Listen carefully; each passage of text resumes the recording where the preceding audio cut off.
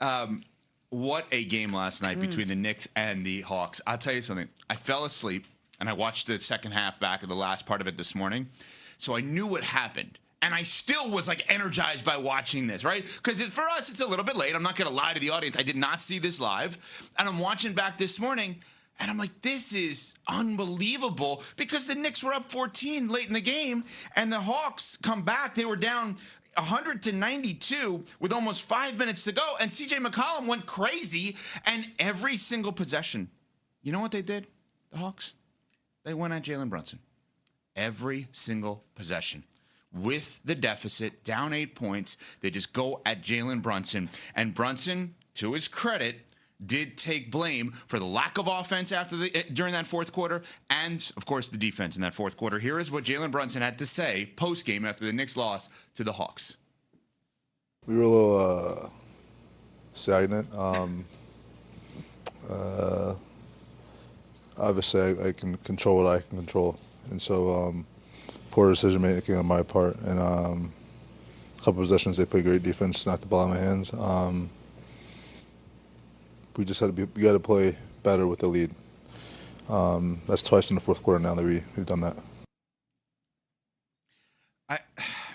What was that first thing he said? I don't know which part you're referring to. The groan. It's like I wasn't sure if that was a word there or just exasperation from the way that this game ended. Well, I mean, again, that's what I'm telling you. I know the result, and I'm watching it back, and I'm like, this is insane what's happening here, because they were up 8 points at home to go up 2-0 on the team. I have to remind everybody that in essence chose to play the Knicks, because of the fact that they tanked that last game of the season against Miami, figuring it was going to be a three-way tie and that they would end up as the 5 seed to play the Cavs, which I'm not sure that would have been a good idea with the way the Cavs are playing right now. But I can't believe I'm saying this, but I have to. They got to take Jalen Brunson out of the game with the lead late. If you have an 8-point lead with 4 minutes to go, he's got to be off the floor until the other team, in this case the Hawks, comes back. He can't play defense. Every single possession, they go at Jalen Brunson. If he's guarding CJ McCollum, McCollum has the ball. If he's guarding Nickeil Alexander-Walker, they run a high screen and they switch. Or don't switch. Don't switch him on the ball. He cannot play defense. He is an absolute star offensively. He is a complete class act. He is the kind of person you want as the face of the franchise. He has led the Knicks back from the dumps that they were in for years. But with an 8-point lead late in the game, every damn time, Smalls, they attacked him. But can they get where they want to go if the guy who's the face of all of this is a liability in that manner? Yeah, if he gets you a big enough lead late where you can put Alvarado in or another player in at that point to play defense, yeah, you can go there. I mean, I'm sorry. I know CJ was awesome. The idea that CJ McCollum is a villain now in New York is so funny to me, because this is the nicest, sweetest guy you'll ever meet in professional sports. He's great. Playing the villain role ain't CJ McCollum. Kuminga 19 off the bench, too. He was awesome. Yeah. He was playing center. It's a good point, because he was rebounding on Cat, and he got a few big rebounds late. He was critical in that game. Yes, he was. I mean, Courtney, I'm not trying to attack Jalen Brunson, but the Hawks were. No, they were, and I think that's how you have to go about it if you want to even out the series, which they did. And to steal one on the road is pretty monumental where this point of the series is right now. If they can go win the games at home when the series shifts back to Atlanta, then I think we're talking about the Knicks being upset in the first round, which, of course, would be catastrophic for everything that they have set out to do this year. But you talk about not having Jalen Brunson in the game when they have a lead late.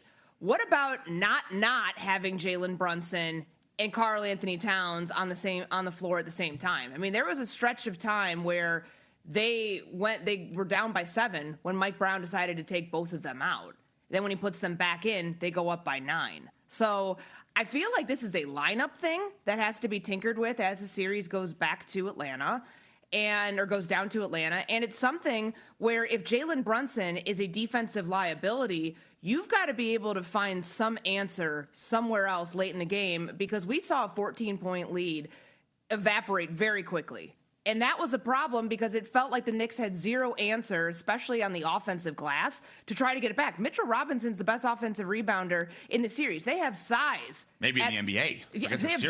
They have size that they should be absolutely dominating with inside. We said this in game one when they won, it wasn't a big issue. But now that they lost this game and you saw kind of where those deficiencies were in the fourth quarter, now it's a problem. Now it's a problem that if they don't solve it quickly, with the Hawks now having the home crowd behind them when it goes down to Atlanta, I think it's going to be a pretty quick turn here in the series. Nuno Miguel Barrera Teixeira DeVito, our producer. You are a diehard Knicks fan. Your reaction to what happened to your team last night?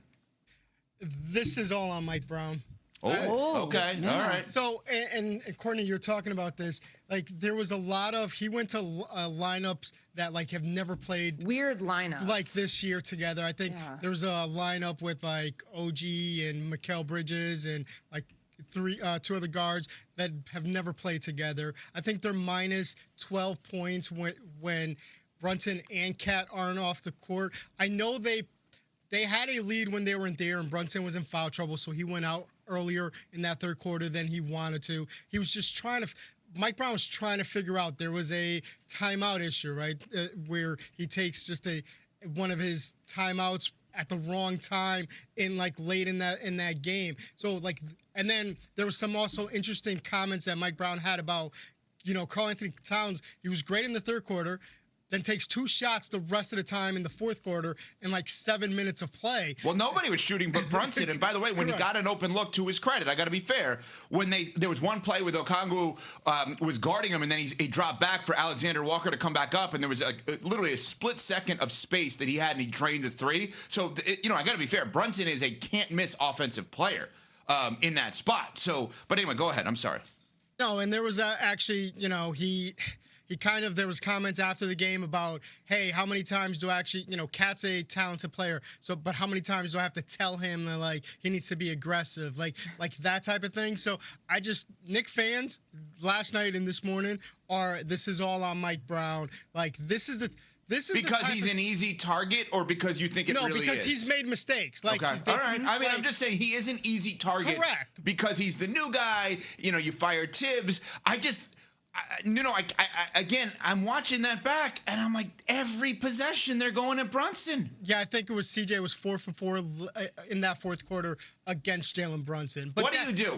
You love Brunson, I'm sure. You and every Knick fan have every right to love him. This is a weird thing. When you're talking about a face of the franchise, regardless of the sport, regardless of the level, the suggestion of, hey, face of the franchise, guy who brought us back here, you, bench, introduce yourself. Like, that's a weird thing to say, but that's like, oh, hey, this great quarterback, take him out late. Like, I know it's not apples to apples, but the point is, I don't think he should be in the game with a lead late. How do you feel about that part, Nuno?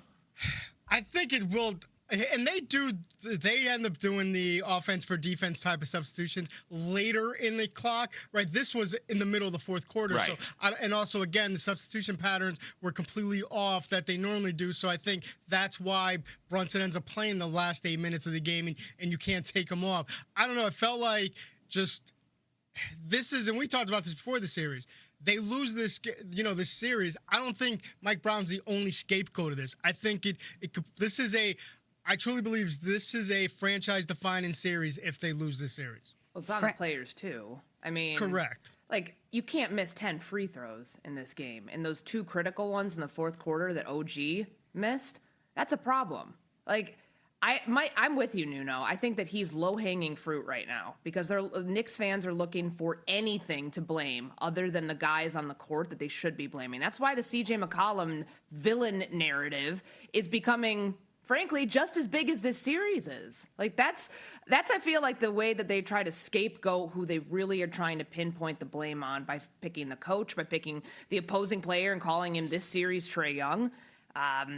That's how I see it. I feel like there's a lot bigger issue here at hand for the Knicks that we're just not calling out equally enough. Maybe because it's early in the series, but frankly, I think these are some of the symptoms of the bigger problems that we've seen with the Knicks this year.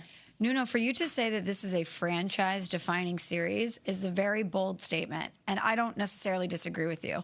But when you say that, do you think Coach gone, Brunson gone, we're blowing this up and we're starting over? Or do you think it's, okay, we're going to put all of our eggs in this Giannis basket and try to identify a big-time superstar that we know can get the job done?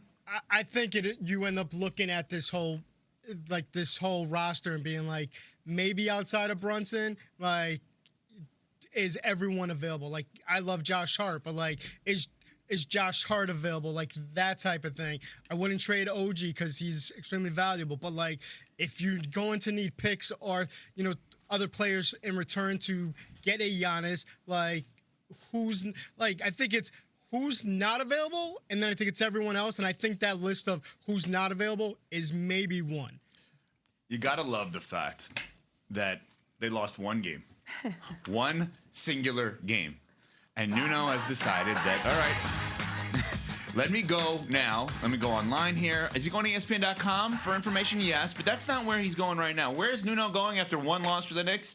ZipRecruiter to post a head coaching opening for the New York Knicks. That's where Nuno has gone after one point playoff loss to the Atlanta Hawks. Think about